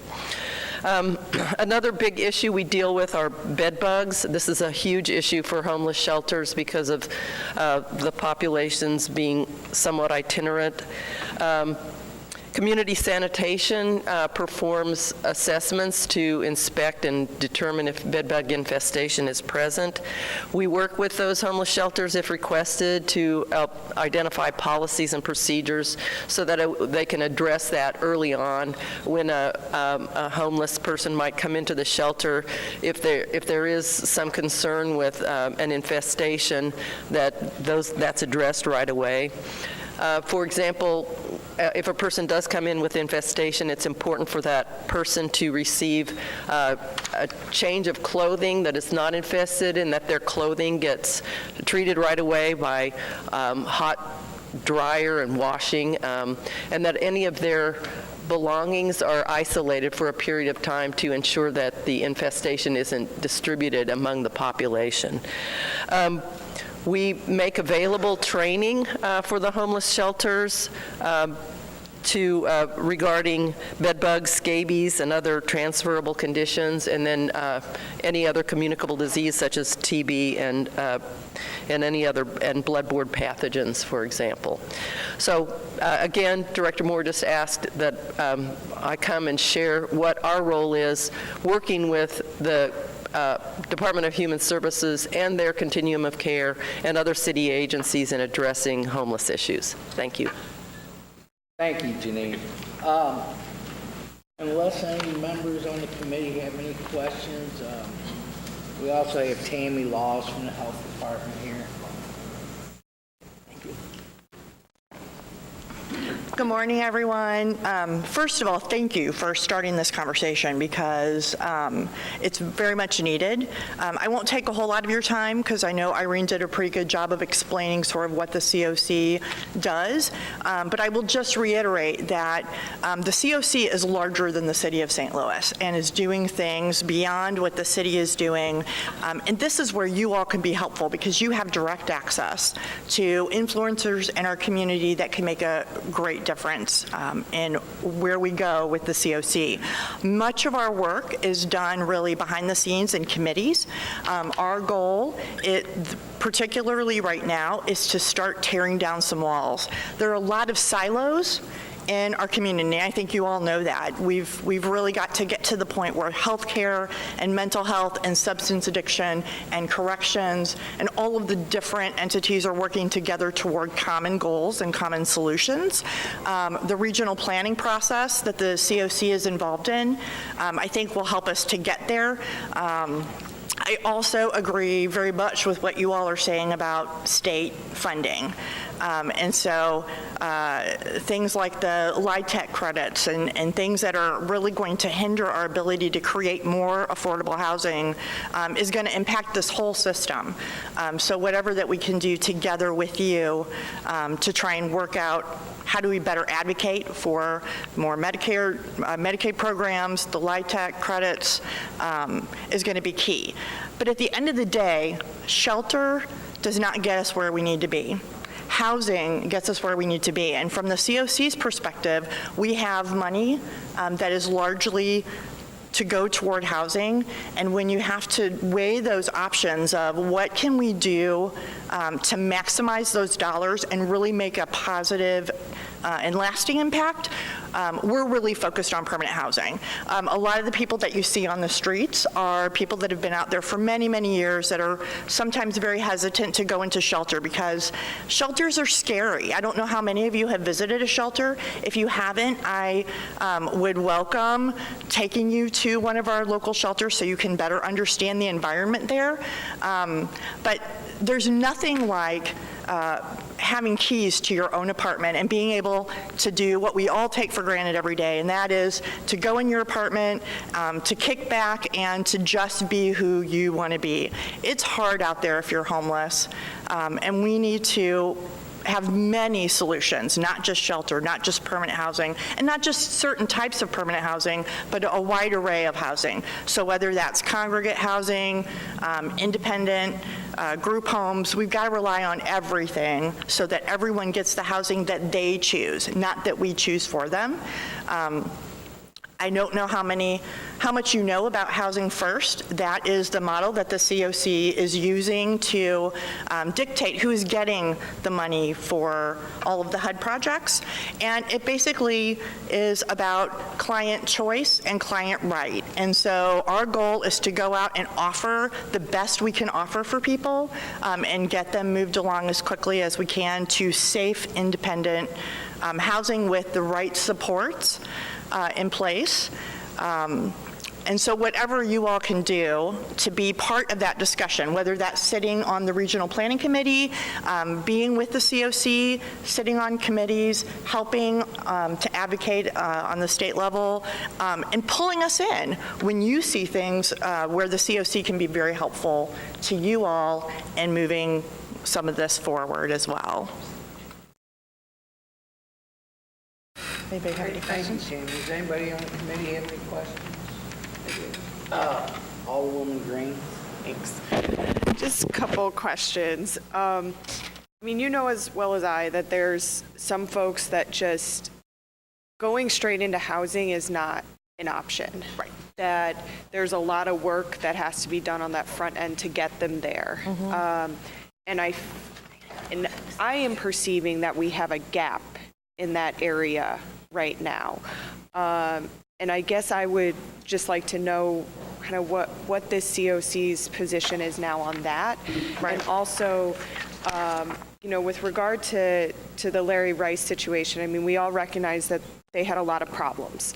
But have we really done what was needed to kind of fill that gap in, closing that down and then filling, with the capacity that we needed to pick up the slack from what was left? Right.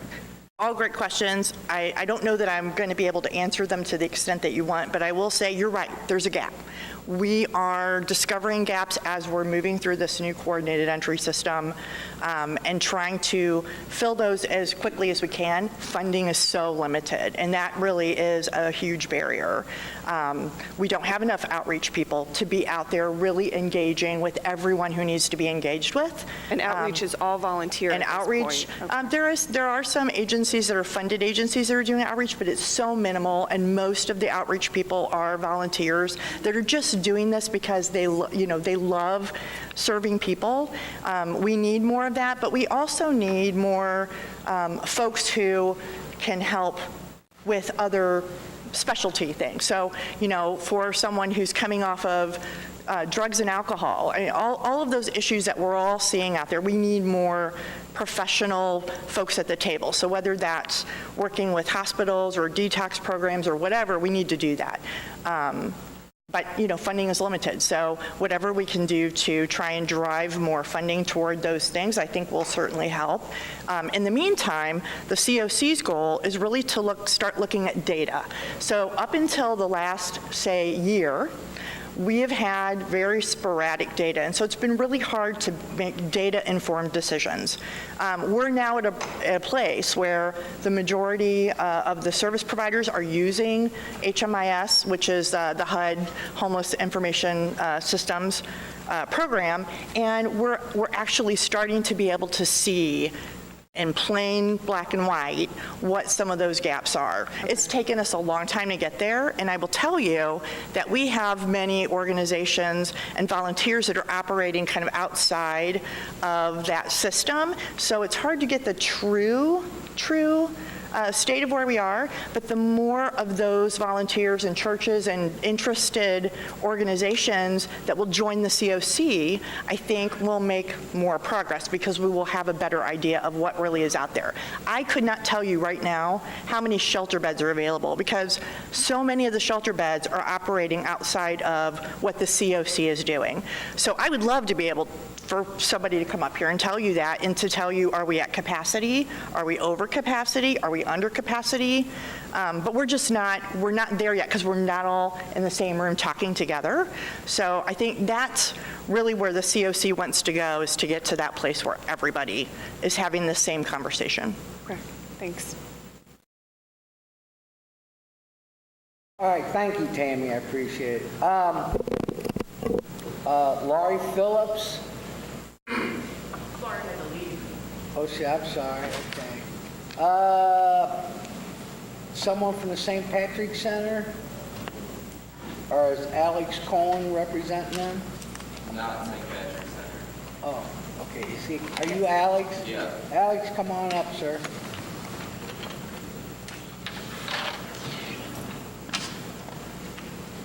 Hello. I just wanted to say first for the... Alex, will you just introduce yourself? Oh, yeah, I'm Alex Cohen, and I just wanted to say first for the record, Irene, for whatever reason, left, and now I'm looking at Megan and Kara and no other alderman. I'm sorry, I don't... We all have a Parks Committee. That's okay. Parks Committee. I'm just sharing that I feel like I'm preaching to the choir, and the Director of Human Services left for the just for the record. So I'm going to go on and share my concerns anyways. I just wanted to play this voicemail, but the speaker's not working, so I'm going to kind of put it into my ear and then play it out loud. This is from an unhoused friend. This is a voicemail I got last night. Hey, Alex. This is Tommy from last night. The three fellows that rode with you the first time. I was trying to see if you knew anyone that was giving beds out tonight for us. If you do, give us a call. We're going to be outside. Nowhere to go. No one to turn to. They don't have any beds here at the Biddle House. We're just going to be stuck outside all night. Nowhere to go. No one to turn to. Wanted to see if you could help us out. I would really appreciate it. I've been calling places all day long with no help. They won't give me anything here. So just wondering if you guys can help us again. So if you can, give me a call back. The reason I thought it was important to play that is because the city, Lyda, Irene, I've heard them say time and time again, the city is doing all these things. But the fact of the matter is, none of that is transparent to what is actually happening on the streets. It's not. I've been out the past 10 nights, shuttling people. I probably had 100 people in my station wagon, taking them from Biddle off the street to emergency shelters, and I keep hearing the city say funding, funding, funding is the barricade. The reason that bothers me is because we have been able to mobilize and help open up 10 churches, mobilize supply drives every single day, get meals to shelters, transport cots, do all this with little to zero funding. Funding's a barricade for us, but it hasn't stopped us 1 minute from doing what needs to be done to get these people housing. It also bothers me, and I'm happy Dan Gunther brought up the thing about the Metro buses, because the city didn't have a problem having a cozy relationship with Metro when it meant getting 5 buses to fill with riot cops to come beat us up. The city also didn't have a problem getting funding when it meant paying police officers overtime to unconstitutionally per the federal code. Let's stay on the subject. This is on the subject. This is exactly on the subject, and I'll tell you why it's on the subject. The problem is the city keeps using funding as an excuse, but when it comes to other things, the city gets really creative with how funding can be addressed. That's why it's on the subject. And so I don't think it's a lack of funding. I think it's a lack of creativity from the city to mobilize the funds and priorities to get the funding done. We've seen the city do it on 24-hour notice in the past with other issues. 2 people have died. This is a crisis. It's a humanitarian crisis. Funding is not an excuse. We're doing it without funding. The city has come up with funding before to address a crisis, and so it's time to do it for this issue.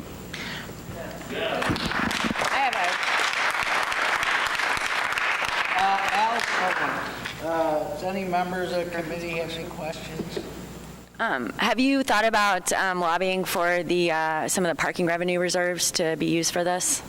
No, but I think, I don't know what avenue to take in getting more funding. Like I said, we're making this work without funding. Tonight, the temperatures are going to drop And again. I commend you. I mean, it's been amazing what I've seen. But I want to add, tonight, we're able to make this work, and we have little to zero resources. So tonight, the temperatures are going to drop. I know everyone here is going to be out. We're still going to be pulling money out of our own pockets. We're still going to be using our own cars. And so it would take, I feel, bureaucracy is standing in the way, and that's really unfortunate. Because tonight, we'll see if the city's going to do anything of what comes of this hearing, because it shouldn't take that long to come up with a quick solution. It shouldn't take that long to have Metro buses out there. We should see those results happening tonight, and then tomorrow, Saturday, and Sunday. All right, thank you. Alex, I actually agree with you 100%. I can remember, and I mean, and I do want to get in touch with the health department. I know the fire department has a bi-state bus that they also used to bring out, I think, for warming up for a while or cooling off. And I don't see no reason why Metro wouldn't actually come in and be involved. I guess my question I'm going to ask them is, have they called? No, and we don't want to see nobody homeless, and especially out in the cold. I mean, I get it, believe me. So I really appreciate what you're doing. But when you drive people down and you can't get them in a Biddle house, do they give you somewhere that they can go and they will be taken? I mean, I'm just asking. Wait, does Biddle? Yeah. No, so basically, last night, for instance, and 2 nights ago, I'll speak to, I got a call similar to this. I pulled in front of Biddle House. My car was swarmed with dozens of people. I was the first car to pull up, and tears forming in people's eyes, unhoused people longing for a ride to shelter. No shelters were supposed to be open technically of outreach per the temperature thing, but because Biddle wasn't taking anyone, a church then opened their doors so then we could bring people to the county because it was a county church. Then when we called Irene, we called Lyda too, and Lyda said it'll be handled and hung up. Didn't seem that actually anything was handled. And then when we called Irene, she said we cannot help with transportation because it was a county shelter. The only reason it was a county church is because the city had nowhere else to take people. So 4 of us, including myself, shuttled 30 people to this church in the county. And so no, if it wasn't for that one church, those people would have had nowhere to go 2 nights ago. Nowhere to go. So they've just been out in the cold. Yes. And last night, St. Peter AME wasn't supposed to open till tonight because of the temperatures, but because Biddle was turning people away, said they would take 20 people. It took Elliot Davis standing outside to put pressure on the city. I was standing out there, watched the person that was running Biddle that night, said thanks to Elliot Davis, the city called and said we're allowed to take overflow. Who from the city made that call? But it shouldn't take political pressure to have compassion and let these people in. And I agree with you, and they have cots, so you can put a lot of cots in side by side and separate people still, so that's a very good point. Mr. Chairman, I'd like to say that we will. I'd like to try and help address the transportation issue, at least for tonight. If there's a transportation issue, we should be able to address it. So we'll work to make sure that that is the case today before tonight hits. That would be awesome because but We, With all due, Yeah, I just want to say, so to be fair to the chairman and this committee, we do have, excuse me, Mr. Chairman, if you don't mind, since the majority of us had to leave, there was a pre-scheduled Parks Committee. We will, per the chairman, be following up with another meeting with a little more notice, maybe to the public and another opportunity. But in order to get through this, maybe if we could just have everybody that did sign up just do 2 minutes, and then that way, since we can have another reconvening to discuss some of these things. Yeah. And if we can bring up pertinent issues that we need to address in the near future so that this can be somewhat productive. yeah. And I just want to say real briefly, the transportation would be awesome because a group of volunteers, people here are already talking about renting like a van with our own money. That's how crappy, I was going to say, the city is doing on this issue. Alex, thank you, and you're not leaving right away, are you? Okay, thank you.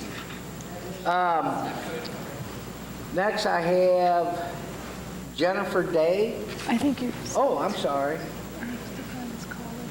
Oh, is someone here from the Earth Defense Coalition? That was me. That was you, Alex? Thank you. Jennifer Day? That's me. Hi, I'm actually the one who tries to organize who goes where at the shelters.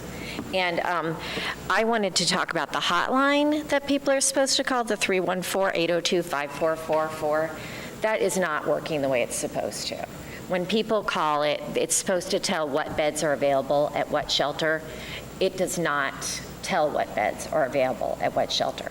Like, for example, St. Peter's and Paul, which is a wonderful shelter, had 3 beds available for 10 days. When people called the shelter, it said it had 0 beds. So that fabulous shelter had vacancies, 3 beds available for 10 days. I have a friend who works there who kept calling me and saying, I have these 3 beds. This is a crying shame.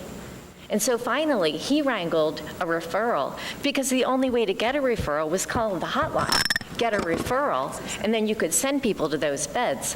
That's terrible. That is a horrible waste of a resource for 10 days. Is that the 211 hotline? Which hotline? That is the 314-802-5444, but they get the information, the 211 gets their information from this. They all receive it from the same source. This does not work. So now everybody calls me. I'm just a mom from Richmond Heights. So this is insane that my information is more accurate than the professional information. This is broken. We need to fix this, and this is something that needs to be a high priority because resources that are in place are not working appropriately. So we have 3 empty beds at a fabulous facility that does really good work that 3 people who could be accessing those cannot. For 10 days, those 3 beds were available. That's a crying shame. And 2 people died, possibly because of that particular hiccup. So I'm getting a call in the middle of the night saying, I can't take this anymore. I have 2 referrals I've managed to wrangle, and I'm calling Pastor Mike saying we need to get somebody in those beds, and we're literally in the middle of the night, 2 in the morning, wrangling this. That's crazy. Okay. That should not be the way the system works. We need to fix it, and that's something we're all doing in the middle of the week. Does Richmond Heights, or do they have any outreach or shelters? Richmond Heights does not have any outreach and shelters. I'm just working with these people because I'm passionate about this problem. No, and I appreciate that. I'm just kind of using that to highlight the fact that there's one municipality handling this. And so I just didn't know if people are going to county council meetings as well. Yeah, well, actually, we have one unhoused person in Richmond Heights, and I know for a fact that we're meeting with county health because of the Zion Church. We know that in the county, we know we have a contact, and they're very interested in working with us. He showed up at the Zion Church and was very interested in helping. So I'm hoping that we can get some county resources to help us, and that it would be wonderful if we could have some cross-county city cooperation. No, we definitely, we need, there's a video of county officers dropping off homeless people in the city. I think we've all seen it. Wouldn't it be wonderful if we could all work And together? everyone really needs to share this burden That'd be for a sure. wonderful thing. Yes. Yes. Thank you very much, and thanks for what you're doing. Yeah. do we have any suggestions on how to fix this hotline? So we are the legislative body, but what I think what we can do here is take, and we're going to have to be quick on time here, if we can take sort of a list of issues that are most pertinent today, then what we can do is try and bring those to the attention of the folks that can address them. It would be nice if the woman in charge of the Health and Human Services And I just could spoke to make her. the time. She unfortunately had another meeting that she had to go to that she wasn't planning on leaving. Again, this I don't think was initially intended to be a sort of public, but of course all of our committee hearings are public. Any subject that we discuss is, any member of the public is always welcome here. So this turned into a little bit longer meeting than was initially anticipated. So I think for that reason, that's why we'll go ahead and schedule a follow-up. Okay. Thank you. Thank you. Thank you. Appreciate you helping out, too. Sure. Meg, or did you want to? No. Thank you, Jennifer. Kathy Daniels? Excuse me. Yes, sir. Huh? No, you didn't. You didn't. What's your name, sir? He's Justin. Oh, yeah, you're next, Justin. Oh, I remember I came after Alex. I was like, hold on. No, I got you right here. I got you. Yes. All right, good morning. My name is Kathy Daniels. I'm known to many as Mama Cat. I'm the founder and president of Pot Bangers Feed the Body Mission. And we have been out in the streets, not feeding, but loving on our unhoused family. It's a difference between homeless and unhoused. These people are unhoused. They're not homeless because the streets is their home. We have been taking care of our family. We see that there's a problem. The problem is, when this emergency came, the city was so unprepared for it, it was unreal. I remember on 27th December, I got up and the temperature started falling. And I got on Facebook, some of y'all seen it, where I asked that people come out, the community, ask for community help. And the community came, but the city still was absent. The Biddle House didn't have room. There was no room at the inn. Reverend Mike was the first one to open his doors. I don't come from the numbers point of this is what the proper thing is to do. I come from the human point, because we got to remember we're dealing with human beings. And I think that's what's being missed in all of this. Well, I am this person from this, and we're going to have a discussion about this. You can have a discussion around a piece of paper, sit in a circle. But if nobody reach in the middle and pick up that piece of paper, what are y'all doing? We got to do a little bit better for our people. And I'm not fussing at none of y'all, because I see how y'all be working. I know how you be working for real. Come out, take care of the people. I think that everybody here is in agreement that we would love to be able to work with the city and do something that could get our people off the street permanently. But the issues that is leading them there is not being addressed. We don't have enough mental health services. We have our babies out there. Those are my babies. That's my family. And these young folks, some of them get out of foster care. They don't know what to do with themselves. So they start using drugs because they don't know how to deal with the reality. How do we address that? We have to be real about what is bringing them there and what's keeping them there. So I'm just saying, I just implore the city to look at this, open up some things that are going to help. You can't just say go away. I see them being pushed around. I just came through this park, the big park. And I guess from that side, it's Market Street, right? Whoever sits in them offices on Market Street could look across the street and see people sleeping on dirt in the park. Right. Where's the humanity in that? So we need to, as a community, we come and ask that the city do their part. You're doing something, but you ain't doing enough. And we have to do something. This past weekend, we was blessed to be able to send 2 people home to their family. 2 people. We sent one young man to Denver, Colorado, and we sent the elderly gentleman to Houston, Texas. So they are no longer unhoused. They surrounded by people who love them. These type of things is what the city should be doing to try to get people where they need to be. Some people come here and they're just stuck here. What can we do? I'm ready to work, but are you guys ready to work? Because together we can move some mountains out our way and take care of our people. Nobody should be dying in porta potties and dumpsters. That shouldn't even be a thing. And the powers that be need to humble themselves a little bit. Because you can sit there and you can know from paper what homelessness is about. I know what it is for real because I was homeless. I wasn't always one who owned my own home and got my cars, and I didn't have all of that. I didn't know where I was going to lay my head at night, so I do truly understand. Please, please, please, step at them and talk to the mayor, and let's take it up to the governor. These people got a responsibility. We pay taxes. Where's our money going? If not to help those who have the least among us. Our money is not helping our people, for real. Because we are out there putting our little coins together.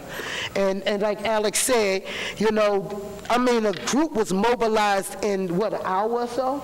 To start moving people off the street into the shelter. Reverend Mike opened up, and then St. Peter opened up, and then apostles opened their door. And this is the community doing it. You know, and then we get knocked down for doing the right thing. We're going to keep on getting knocked down because we're going to keep on doing it. That's just how that's going to go. We're going to keep on doing it. Please join us. Please help us get the resources that we need. We need to be able to get people from the shelters in the morning when the shelters have to close. These people is in areas that's unfamiliar to them, but this is the only place they can go because they have nowhere. We need that support. Thank you so much. Thank you, Chris. Appreciate it. Justin? Thank you, Des. You're welcome.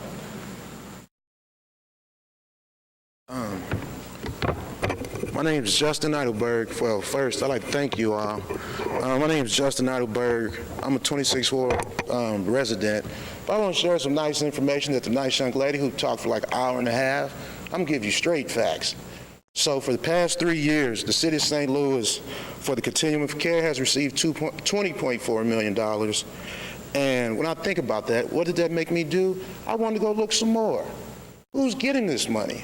So I did that as well. I went to HUD's website, and it lists everyone who's getting funding from the continuum of care, and it breaks down system of care, all of this. And I see some people are repeat offenders. And the reason why I call them offenders, because we wouldn't have people like these nice community members wanting to do more. You know, and to me, it hurts to see that we have access to this type of money. We have all these regional leaders at the table, and it makes me ask, where's the accountability?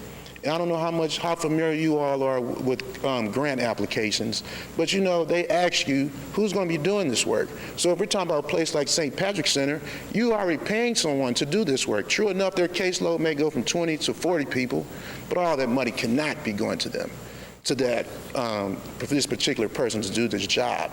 So I ask you all, can we do an audit?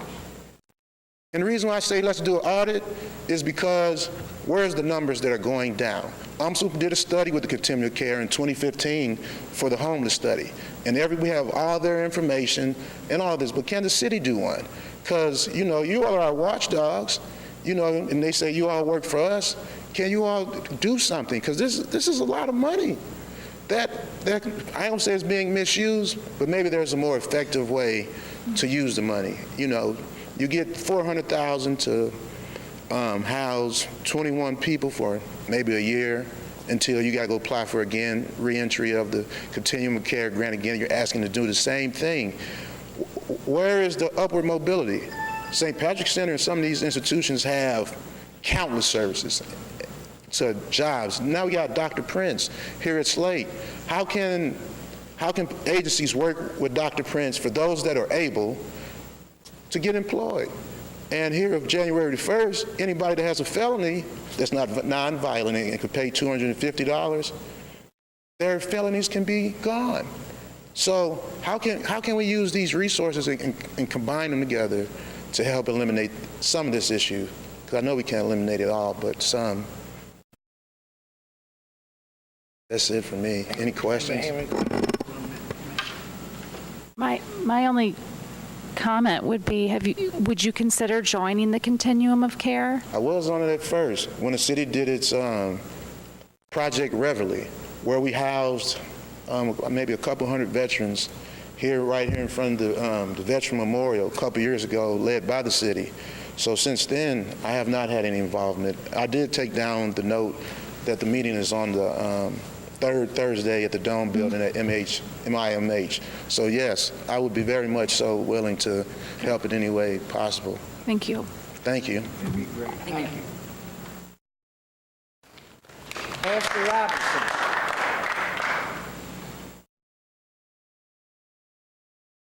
Thank you for coming down this morning. Thank you. I'm glad that you had this. We have this opportunity to have this conversation, and that we are agreeing that we're going to continue this conversation, because I do want us to know that a whole new can of worms has been opened. And many of my friends who new friends that I've met and connected to, we are not willing to allow this just to go away. My name is Pastor Michael Robinson. I pastor Destiny Family Church, and I am also a team member and board of director member at Bridge of Hope Ministries. We are a partner ministry, two ministries in one building that have we have collaborated to be of great effect in our city, in the Ville community. We're located at 4001 Cottage, right at the corner of P.L. Scott. And so when we heard of the situation that was going on with the temperature dropping, we knew that we had to expand our services. We are already open as a daytime drop-in center 4 to 5 days a week, where we supply hot meals, hot showers, washer and dryer, educational programs, GED, adult literacy, dyslexia screening, homeschool, tutoring for members in our community, as well as a bicycle repair shop and other empowering programs. But we knew that we had to do more. Was it in the budget? Absolutely not. Our board of directors had already informed me that we were entering into this year with a $75,000 deficit. And that was based upon a generous donor that gave a one-time gift, and we used that to help our community, and that there's no guarantee that was going to be there this year. So we understood that we had to jump into action and do something, because we knew that with Larry Rice closing down, that there were going to be some individuals out there that were going to need some services. So we jumped into action.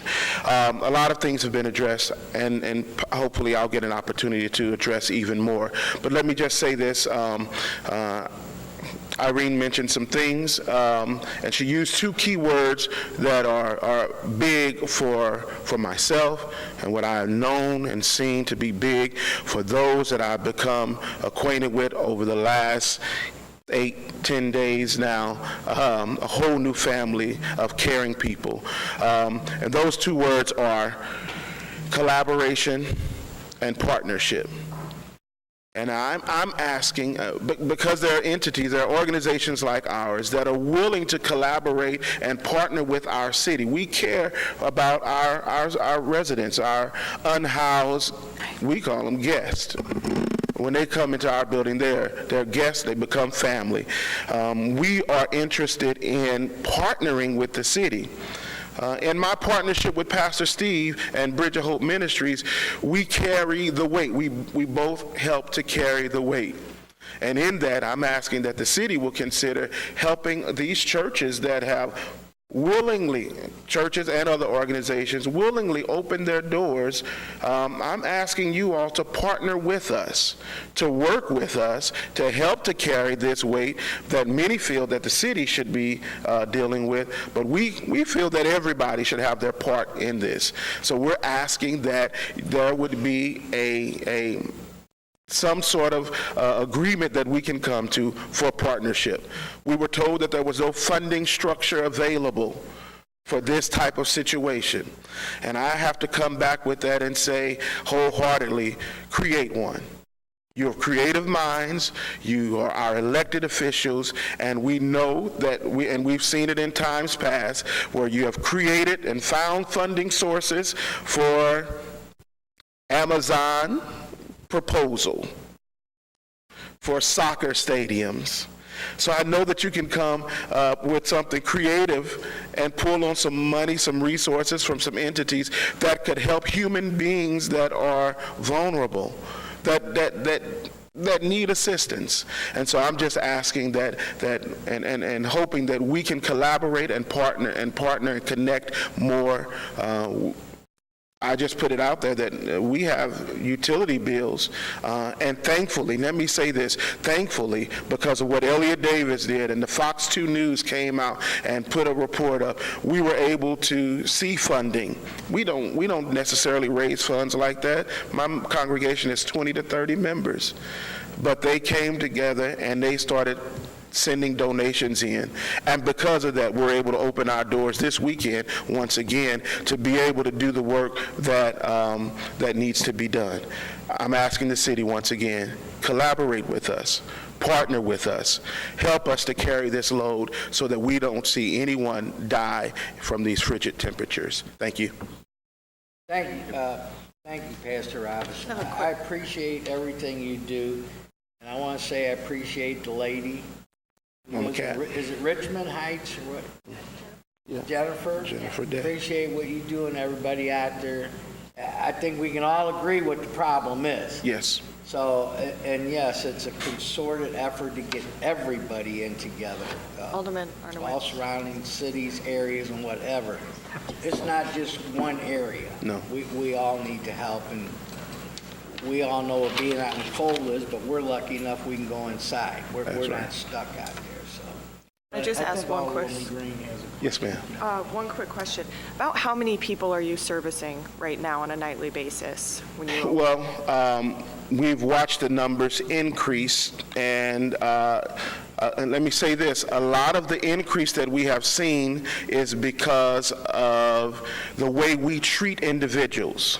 The dignity that we use when individuals come into our facility is not what they receive at Biddle House. That's a problem for me because we're paying individuals nearly $20 an hour to sit at Biddle House and to work, but they are not feeling comfortable in that place. So the numbers answer is we've seen as many as 68 people in our facility.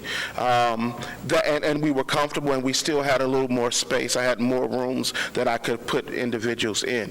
But that is a challenge for me that we have this space. If training is needed, let's collaborate, and I can provide some training, but there has to be some dignity to this. We went on the last day that we were open, we had 10 people in-house. They were mainly people from our community. A lot of my members of my church live in vacant buildings. So they found out we were open, they came. But then when the word got to Biddle House that Destiny was open, they loaded the bus up and we went from 10 to 40 in less than 30 minutes. Why? Because of the treatment that they received there. We've got to get better at that as well. And have you had any folks on site that are either MedTech certified or able to help with substance abuse issues, intake, any of that? So myself, being a former case manager, 13 years working with MERS Goodwill in the halfway house. Also, we have certified med technician in our congregation and CNA that was there. We did one night have 2 RNs that came through. We have a parish nurse that generally comes in on Wednesdays to our building. Unfortunately, she was down with the flu during that span of time, but she would have come in. She'll be in this weekend to help out as well. This is all volunteer. All volunteer. Okay, thanks. Anyone else want to say anything? Thank you. Thank you, Pastor. Let me thank everybody for taking the time to come out today. Again, I think everybody in this whole room agrees on one thing, what we have a problem. We will, as a committee, follow up. We'll be calling people, trying to get some answers and see what we can do. We do need to get answers and do it the right way. Beginning tonight, trying to have a way for people to get in and out and around. But I will have a follow-up meeting, and it will be on public notice. We'll make it a regular meeting. So you are more than welcome to come back down, and we'll get answers from Health Department. If you have questions, we can ask them. Okay? Thank you. Meeting adjourned.